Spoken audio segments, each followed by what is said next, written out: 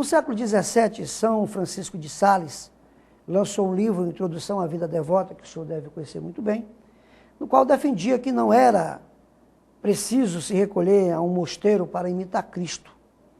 As pessoas que tinham família ou profissão na vida comum e não tensionavam deixá-las também podiam viver uma vida cristã plena. A igreja atual vive dentro desse conceito defendido há 4 séculos passados? Olha, as diretrizes do Papa João Paulo II para o novo milênio reafirma isto, que meta alta, horizonte assim alto para todo batizado deve ser a santidade. Todos os discípulos do Senhor somos chamados a sermos santos. E este livro de São Francisco de Sales, que viveu numa época também que havia as grandes rebeliões, aí Calvino, etc. E ele foi um santo, diria, muito humano, e de uma doçura extrema.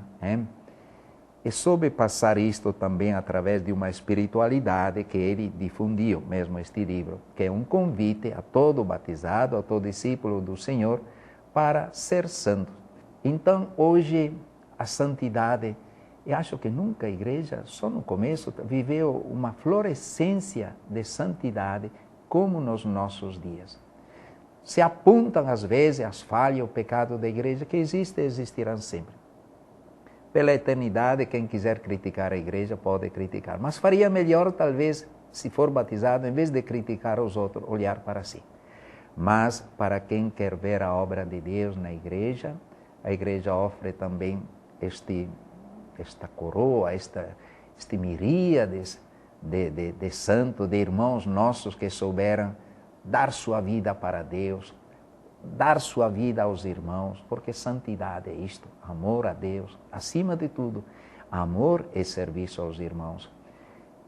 Coisas extraordinárias, Aqui precisaria citar um mundo de coisas, mas gostaria de citar um caso que me fez chorar quando fui na reunião internacional, Congresso Internacional da Família no Rio de Janeiro. Fico até arrepiado. E houve lá no campo de futebol, como chama-se o Maracanã, não sei o que era, houve uma noite bonita de representações, de testemunhos. Estava lá o Papa também sentado no meio, numa cadeira, claro, mas no gramado lá, nós estávamos lá perto. E um dos testemunhos que me emocionou muito foi este. Uma médica italiana, portanto sabia, entendia de parto, etc., ficou grávida e a doença dela significava uma coisa muito drástica. Ou salvar a filha, ela morrer, ou matar a filha pelo aborto, ela sobreviver. Ela conscientemente escolheu a opção de ela morrer para que a filha vivesse e deixou disposições rigorosas. E aconteceu isto, a filha nasceu, mas ela morreu. Eu vi aquela menina de 15 anos que foi cumprimentar o Papa se emocionou e chorou também. E aquela menina dizia, minha mãe deu sua vida para que eu vivesse. Esta mãe hoje já é proclamada santa. Que belos exemplos, eu acho. E tem uma infinidade. Santidade é coisa bonita. É chamado de Deus ao amor, ao dom de si, à fraternidade. É isto que deve ser o Evangelho para nós, a justiça, a fraternidade, doar a nossa vida e não sugar a vida dos outros pelo egoísmo, pela exploração, pela injustiça, pela violência. O espiritismo kardecista não é aceito pela Igreja Católica. No entanto, o pensamento de Allan Kardec, Jesus é o mais iluminado entre os espíritos de luz e o comandante de um colegiado de espíritos encarregado de transmitir a sua boa nova. O que separa a Igreja Católica do pensamento kardecista? É um fato, você assinou aí, é um fato que está dentro disto. Para Allan Kardec, Jesus é um grande curandeiro, mas Jesus não é Filho de Deus. Se nós tiramos de Jesus esta dimensão, Filho de Deus, tiramos tudo. É por isso que são duas coisas bem distintas, bem diferentes. Os espíritas são muito humanitários, exatamente para imitar também este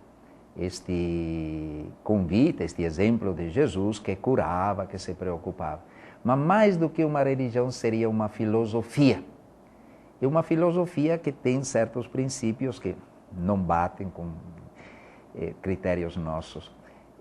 Este negócio de reencarnações, de purificação, de coisas, praticamente chegam a exonerar um pouquinho, a tirar aquilo que é a responsabilidade humana diante dos próprios atos. Se nós tiramos do homem a liberdade, mesmo liberdade como capacidade, infelizmente, de fazer o mal, nós destruímos o homem. O que nos faz a imagem e semelhança de Deus é este dom de sermos livres. E o próprio Deus respeita a liberdade do ser humano.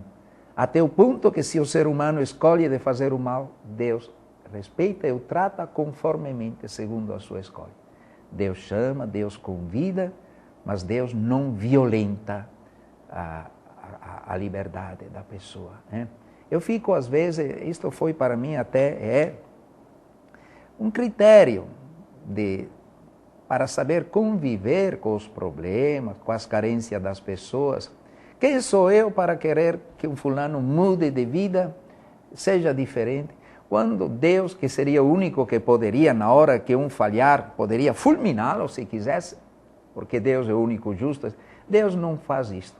Deus espera, Deus convida, Deus chama, Deus dá oportunidades. Então, acho que isto é para nós também um critério bom de convivência. Saber ajudar o próximo, mas não sermos intransigentes, não sermos assim duros com os nossos irmãos que falham, mas sermos como o Senhor, misericordiosos.